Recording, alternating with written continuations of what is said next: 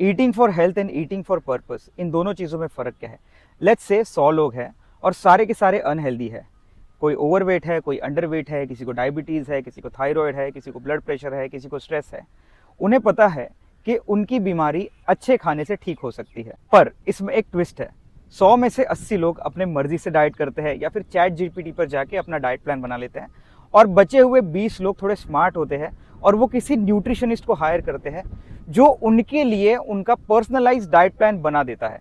अब शुरू होता है डे 1 से असली खेल। जो 80 लोग हैं जिन्होंने अपना हेल्दी ईटिंग शुरू किया था, उनका डे 1 तो बहुत अच्छे से शुरू होता है। पूरा मोटिवेटेड रहते हैं, अच्छा पानी पीते हैं, अच्छा खाना खाते हैं, क्लीन ईटिंग करते हैं, इंस्टाग्राम पर स्टोरी पोस्ट कर देते हैं, व्हाट्सएप पर स्टेटस डाल देते हैं, और ये पूरे हफ्ते सही से चलता है। बट जैसे ही वीकेंड आता है उनका मोटिवेशन हो जाता है डाउन, डिसिप्लिन रहता नहीं है, एक बार जंक फूड खा लेते हैं और फिर अगले वीक से वापस अपनी पुरानी लाइफस्टाइल पर वापस आ जाते हैं, वापस वैसा ही खाना शुरू कर देते हैं, वापस बैक टू स्क्वायर वन आ जाते हैं और उनकी बीमारियां वैसे के वैसे ही रहती है।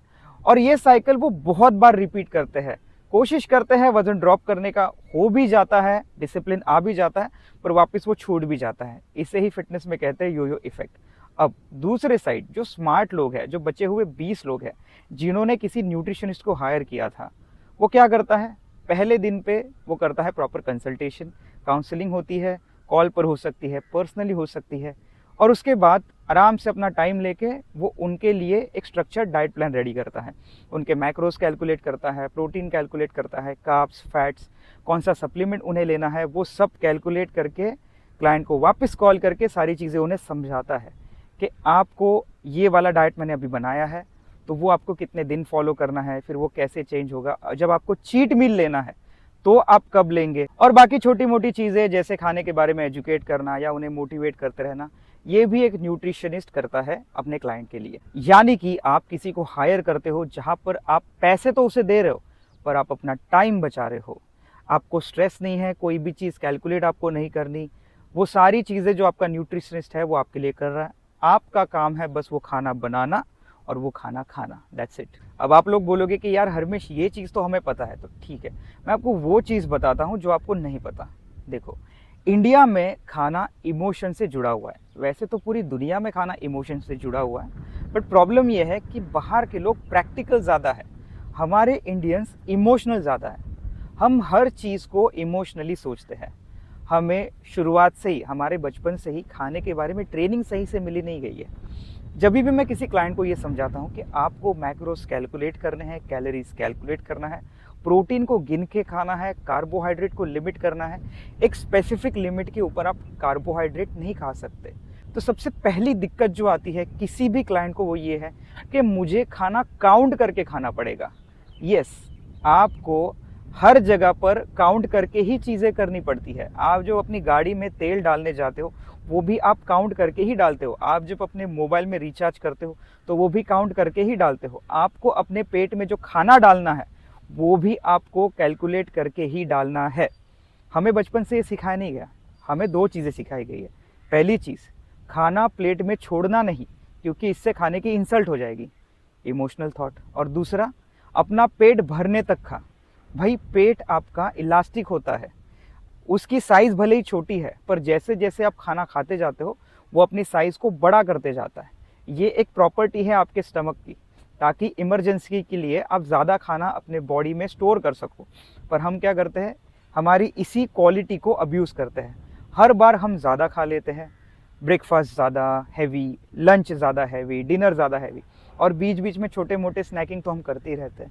इसी की वजह से तो सारी हेल्थ इश्यूज़ हो रहे हैं। मैं वही बोल रहा हूँ कि क्या हमारा इंडिया ऐसे ही डायबिटीज़ में नंबर 1 बन गया? नहीं, हमें खाने के बारे में सही से ट्रेनिंग मिली ही नहीं।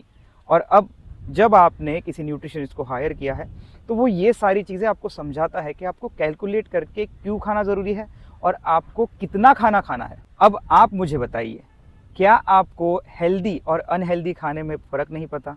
अगर आपको मैं चॉइस देता हूँ कि ओट्स और मैगी में कौन सा हेल्दी है, अगर आपको मैं चॉइस देता हूँ कि कोल्ड ड्रिंक और फ्रूट जूस में कौन सा हेल्दी है, फ्रूट्स एंड फ्रोज़न फ्रूट में कौन सा हेल्दी है, क्या ये चीज़ें आपको पता नहीं है?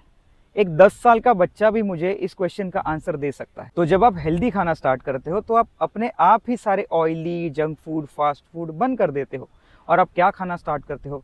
Dry fruits, fruits, chicken, paneer, ये सारी चीज़ें आप अपने खाने में ऐड करते हो। आप खुद से ही रोटी और राइस बंद कर देते हो। पर क्या ये इनफ है? नहीं, ये इनफ नहीं है। आप कितना भी हेल्दी खा लो, पर आपको calories, macros, protein, vitamins, minerals, ये सब कैलकुलेट खाना बहुत ज़रूरी है। तभी जाके आपकी प्रोग्रेस वो बेटर से बेटर होती रहेगी। अगर आप हेल्दी खाते रहेंगे तो नो डाउट आपकी हेल्थ बेटर होगी। थोड़े बहुत आपके रेंज में लाइक 20%, 30% आप बेटर बनोगे।